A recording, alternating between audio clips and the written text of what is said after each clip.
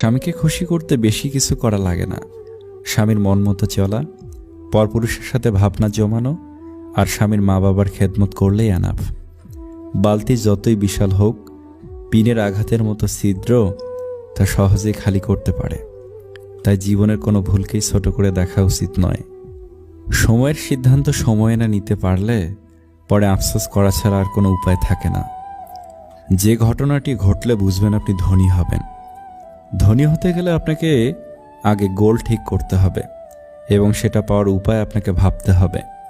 হয়তো সাময়িক বাধার সম্মুখীন হবেন, তবে গোল থেকে ফোকাস সরাবেন না।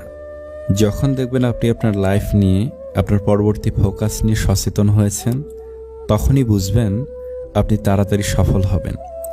যে থাকার এমনিতেই থাকবে, এটা সম্পূর্ণ ভুল। যদি হাতে অর্থ থাকে, সবাই থেকে যাবে সব সময়। মানুষ সাধারণত দুই কারণে পরিবর্তন হয়। নাম্বার 1, যখন সে অনেক কিছু শিখে। নাম্বার 2, আর যখন সে অনেক কষ্ট পায়। মনের কথা আর মনের ব্যথা বোঝে যেইজন, সেই তো তোমার প্রকৃত আপনজন।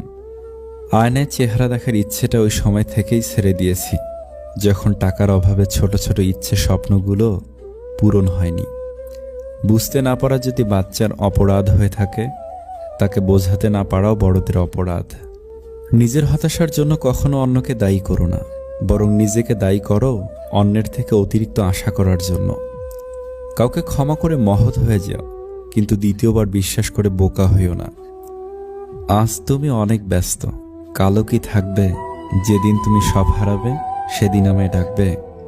যে যাবার সে মেঘলা আকাশ দেখেই হারায়, যে থাকার সে ঝড় তুফানেও পাশে থাকে। দোয়া করতে থাকেন, হুট করে একদিন দেখবেন আপনার সব দোয়া কবুল হয়ে গেছে।